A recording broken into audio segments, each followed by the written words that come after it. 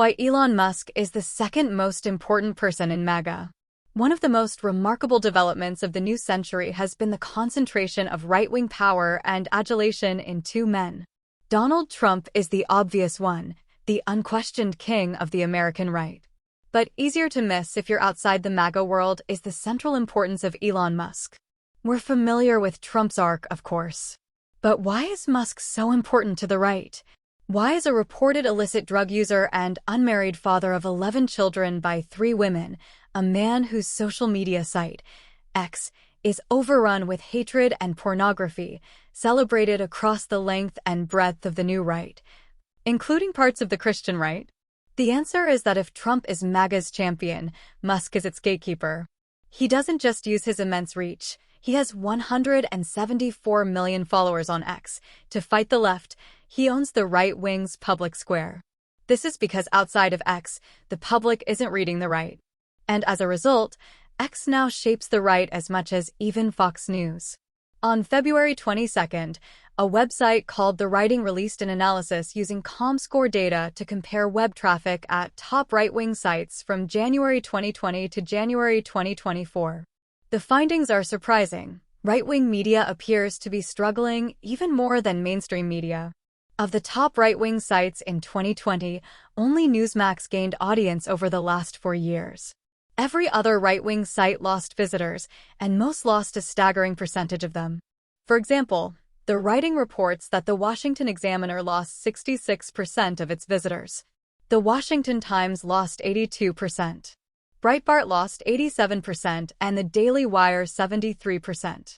Aside from Newsmax and Fox News, which lost only 24% of its visitors, every other site has lost at least half its visitors in 4 years. Some have lost so many that The Writing could no longer measure their number of readers.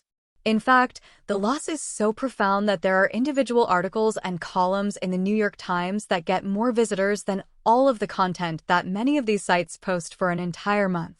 As a practical matter, this means that social media, and principally Musk's X, becomes the central way in which many right-wing figures reach the public. There are several consequences of this reality. It's altering the way the right speaks. People will be naturally prone to focus most of their efforts on the medium through which they interact with the most people. The vast majority of people who interact with my work, for example, do so by reading my pieces, not by viewing my social media posts. My written work is the central focus of my professional life, while my social media posts are essentially an afterthought. But what if that balance is reversed? It bends a person, or a movement, around the attitudes of social media and away from the kinds of argument that require the length of a column or essay. Social media doesn't create a marketplace of ideas so much as a gallery of takes, where you can spend hours doom scrolling through short videos and snappy retorts. That's how a movement transfers its allegiance from the ideas of a man like William F. Buckley Jr. to an ex-influencer, like at Cattard2 and his 2.4 million followers. It's one reason a person like Tucker Carlson devolves from an interesting, idiosyncratic writer and thinker to an online shock jock and outrage merchant. This transformation has the effect of further radicalizing the right. There's a "can you top this?" dynamic to posting that pushes people to extremes.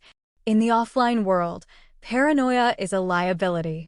It inhibits you from seeing the world clearly.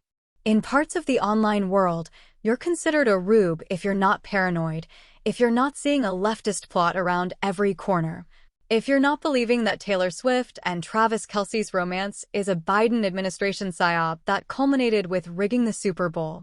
Moreover, a social media-centered movement understands what to think.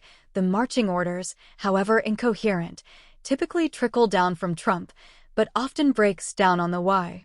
To take one vivid example, last week the Washington Post journalist Taylor Lorenz interviewed the founder of the popular X account Libs of TikTok, a woman named Chaya Raichik. Libs of TikTok is one of the most influential accounts in Red America. Her posts don't just trigger public outrage, and sometimes spawn an avalanche of threats against her targets, they directly affect legislation. Yet the interview is agonizing to watch. Time and again, Raichik proves unable or unwilling to articulate the basis for her beliefs. Her attitude is clear. Her ideas are not. Finally, this dependence on social media is shaping the right's position on free speech. As the platforms they created lose traffic, it becomes even more important that right-wing figures secure their place on the platforms they did not create. Thus, the same Republican Party that circled its wagons to protect corporate speech and the corporate exercise of religion in Supreme Court cases involving Citizens United, Hobby Lobby, and 303 Creative has now passed laws in Florida and Texas trying to dictate private companies' moderation policies.